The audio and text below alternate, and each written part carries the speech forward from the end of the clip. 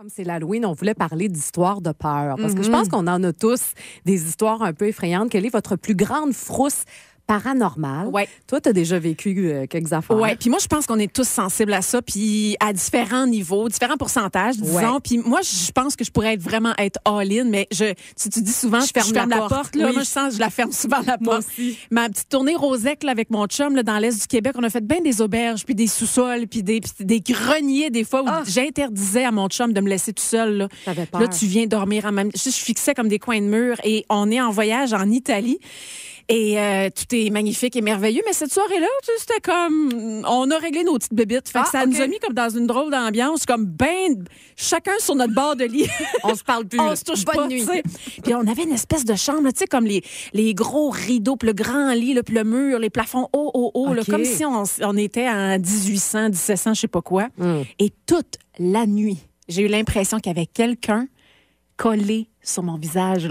Tu sais, la sensation de quelqu'un qui te respire d'en face. Voyons donc. Je te jure, j'étais tellement mal, puis j'étais fâchée contre mon chum, fait que je pouvais comme pas avoir du réconfort. J'ai vécu ma peur toute seule. J'ai tellement mal dormi, c'était dégueu. Là. Ton chum, est-ce qu'il a senti quelque chose aussi? Pas en tout. Pas du tout. Mais l'ambiance n'était pas cool de toute façon. Là, mais ça, là, la face collée sur moi. Ouais. Ben, moi, à un moment donné, moi aussi, je pense que je ferme la porte parce que je pense que j'aurais une sensibilité à ça. À un moment donné, on a acheté une maison, mon chum et moi. Super belle maison, on était contents. Puis on venait de déménager. C'était mes vacances d'été, donc moi, je passais beaucoup de temps à la maison. Mon chum travaillait. Et dans la chambre à coucher, à un moment donné, je rentrais, puis j'étais comme, voyons, je me sens oppressée. Comme si j'avais pas le droit de rentrer dans ma chambre. C'est vraiment niaiseux, là, mais je sentais quelque chose qui m'écrasait. Et je connais quelqu'un qui fait de la purification de maison avec de la sauge. Et c'est ce qu'elle me dit. Elle dit, mets de la sauge partout. Puis elle a fait, je sais pas comment, là, mais en tout cas, elle a fait quelque chose. Puis elle a vu qu'il y avait 5 entités. Oh mon ma Dieu! chambre! Mais elle dit, c'est des entités gentilles. Fait que quand même. OK, mais je te dis qu'il va vers la lumière. Je l'ai fait aller la sauge. Et après ça, sérieusement, j'ai plus jamais ressenti ça. Wow. Mais j'avais pas aimé l'idée qu'il y avait 5 entités dans ma chambre. Puis après ça, bon, au moins, c'était chose du passé. Oh! Et c'est l'heure du conseil coquin. Le conseil coquin, aujourd'hui, touche certaines personnes qui, je sais pas, Julie, si t'en fais partie. Est-ce que tu aimes ces petits jouets de plaisir? Je suis pas très jouet, moi. T'es pas jouet? Toi, t'es jouet? De temps en temps.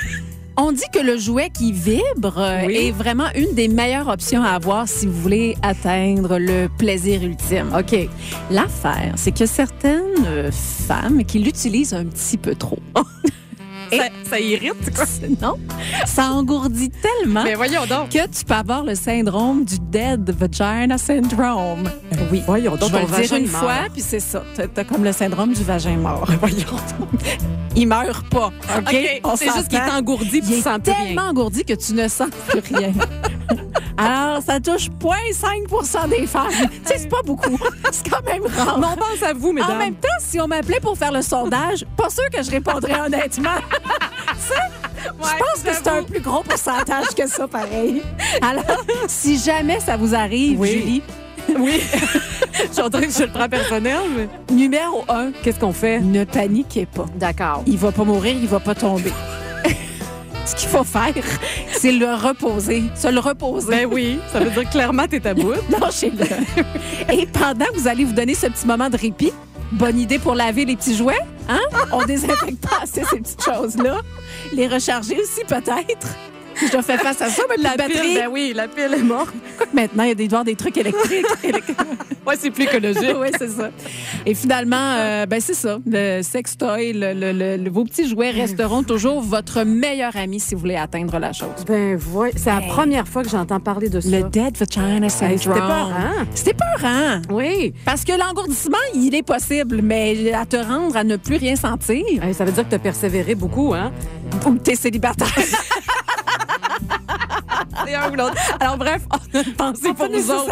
Si ça vous est déjà arrivé. T'as inquiété une de nos auditrices qui s'appelle Annie de Carignan. Oui, elle dit, les filles, vous me titillez avec votre sujet de vagin mort. Est-il mort pour toujours? Il se désengourdit à un moment donné. N'aie crainte, Annie. Il ressuscite. Il ressuscite. Faut juste qu'il laisse du temps. C'est quoi ça?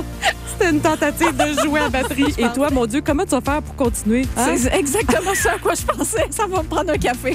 Portez ça à la station à Montréal. Bonne chance. Bon rythme au travail. Ouais, merci. Rythme.